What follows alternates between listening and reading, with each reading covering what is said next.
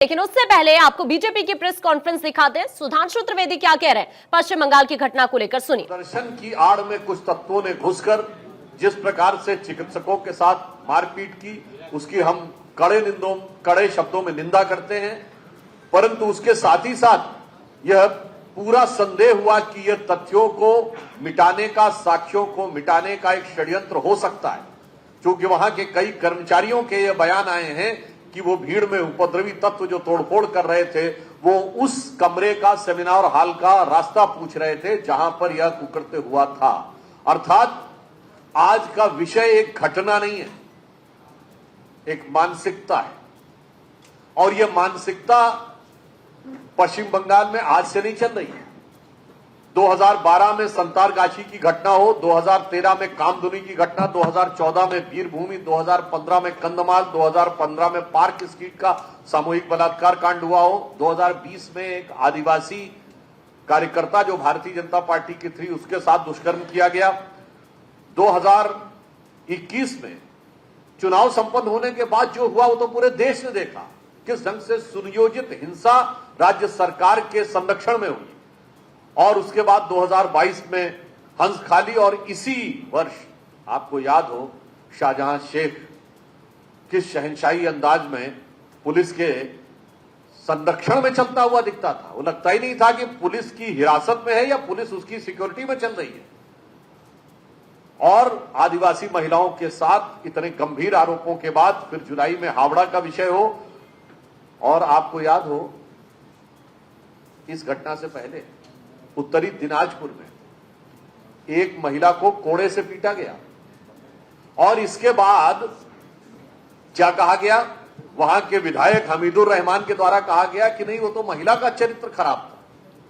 और यहां तक कि उसमें मजहबी कानून की दुहाई दी गई कि जो हो रहा था वो सही था। इसलिए हमने कहा वो मानसिकता थी जिसने बढ़ते बढ़ते आज आपराधिक तत्वों के हौसले इतने बुलंद किए कि इस दुखद घटना के बाद तोड़फोड़ करके साक्ष्यों को नष्ट करने का षड्यंत्र रचा जा रहा है। और इसके ऊपर मैं यह भी कहना चाहता हूं कि यही मानसिकता उत्तर प्रदेश में भी देखने को मिल रही है। अयोध्या में नाबालिग बच्ची के साथ दुष्कर्म के बाद वही मानसिकता धमकाना, पीड़ित को धमकाकर साक्ष्यों को झुटलाने या मिटाने का प्रयास करना, वही मानसिकता कन्नौज में देखने से मिल रही है। और मानसिकता का प्रमाण और देखिए कि समाजवादी पार्टी की एक महिला नेत्री ये कहती हैं,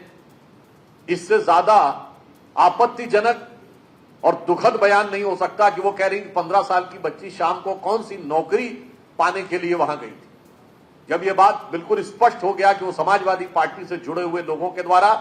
इस प्रकार के कृत्य किए जा रहे हैं, तो जैसा संवेदनहीन बयान और आचरण पश्चिम बंगाल में तृणमूल कांग्रेस का है, वैसा ही यहां समाजवादी पार्टी का है। तो कन्नौज से लेकर कोलकाता तक महिलाओं के प्रति घृणा, विद्वेष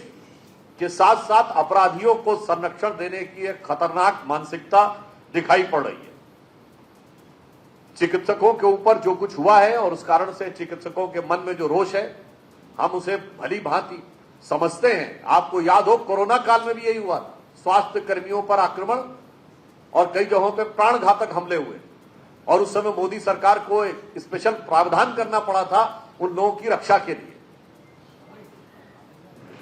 तो मैं आज ये भी पूछना चाहता हूं कि हम उत्तर प्रदेश में हैं, तो यहीं से प्रियंका गांधी जी ने नारा दिया था, लड़की हूं लड़ सकती हूं। आज लड़कियों के साथ अयोध्या, कन्नौज से लेकर कोलकाता तक जो हो रहा है, उसके ऊपर आपके मुंह में दही क्यों जमा हुआ है? हम पूछना चाहते हैं सोनिया गांधी जी से और राहुल गांधी जी से, जो अब यूपी के 2 लड़कों में बड़के वाले लड़के हो गए हैं, उनसे हम ये पूछना चाहते हैं कि आपकी मोहब्बत की दुकान में ये क्या सिर्फ अपराधी, भ्रष्टाचारी और बलात्कारी सामान ही उपलब्ध है? हम पूछना चाहते हैं राहुल गांधी जी से कि यदि बंगाल में आपके सबसे प्रमुख नेता, जो पिछली लोकसभा में नेता प्रतिपक्ष रहे, अधीर रंजन चौधरी जी ने कहा है कि there is no democracy in Bengal, और वो कहते हैं कि ममता बनर्जी पूरी तरीके से तानाशाह हैं, और वो अपराधियों का संरक्षण कर रही हैं, उसके बाद आप किस मुंह से उनके साथ गठबंधन कर रहे हैं? ऐसा विचित्र उदाहरण आपको देखने में नहीं मिलेगा कि गठबंधन में रहते हुए दल एक दूसरे के खिलाफ इस प्रकार की भाषा बोलते हो। तो इसलिए हम इंडी गठबंधन के समस्त रचनाकारों से यह भी पूछना चाहते हैं और हम ये कहना चाहेंगे, ये वही उत्तर प्रदेश है जहां एक दौर में ये शर्मनाक बयान दिया गया था कि लड़कों से गलती हो जाया कर,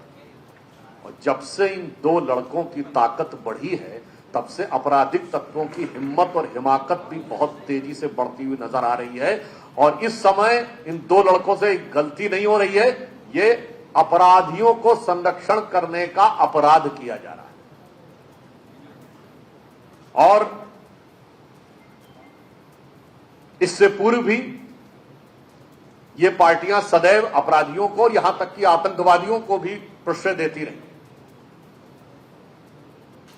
अखिलेश यादव जी से मैं पूछना चाहूंगा कि जब आपकी पार्टी के नेता, तो देखिए बीजेपी की तरफ से ये प्रेस कॉन्फ्रेंस की जा रही है और जिस तरह से उत्तर प्रदेश के अंदर भी कन्नौज में जो हुआ बेटी के साथ, उसको लेकर भी समाजवादी पार्टी पर सुधांशु त्रिवेदी हमलावर और साथ ही पश्चिम बंगाल की मुख्यमंत्री पर भी